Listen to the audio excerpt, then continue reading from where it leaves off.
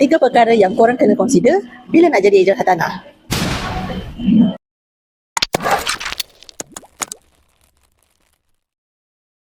Yang pertama, kena cari leader yang betul.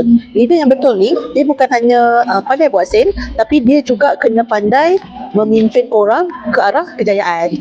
Dia kena ada ciri-ciri membimbing, dia kena ada ciri-ciri suka berkongsi ilmu, dia kena ada ciri sentiasa terbuka kepada idea-idea baru. So, leader macam ni lah yang korang kena cari bila nak masuk bidang hartanah. Yang kedua pula, pilihlah agensi yang betul. Macam agensi tu, dia ada struktur yang bagus. Bila kita, hari pertama je kita masuk ke dalam agensi tu, dia dah bagi tahu kita career kita, hala tuju kita selepas 3 tahun, selepas 5 tahun, apa kita akan buat.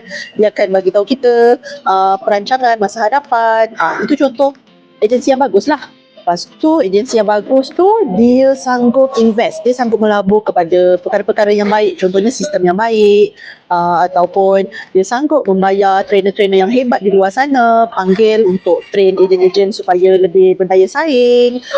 Dan juga mereka berkongsi, maksudnya bukan fikir tentang profit, keuntungan saja. So bila mereka ada untung lebih, mereka berkongsi dengan ejen, buat annual dinner, buat reward, trip, carbonanza, banyak lagi lah. So cari agensi yang macam tu lah yang kita nak, sama-sama susah dan sama-sama senang.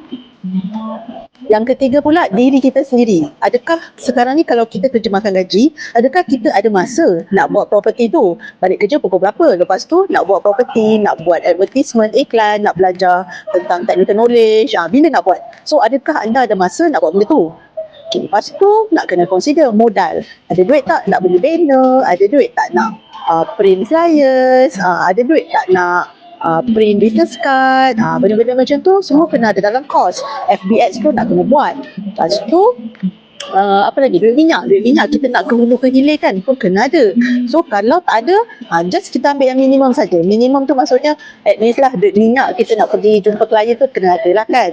Kalau macam kami di Maxon ni, order banner memang murah gila, paling murah di pasaran.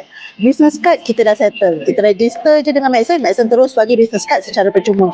Memang best lah. So siapa yang masuk Maxon memang untung, ada banyak benda dah cover. Lepas tu training pun dah free. Maxon akan ajar training, induction, technical knowledge semua dia akan ajar, semua secara percuma. So untuk kos permulaan kita tu dah jadi sangat-sangat rendah.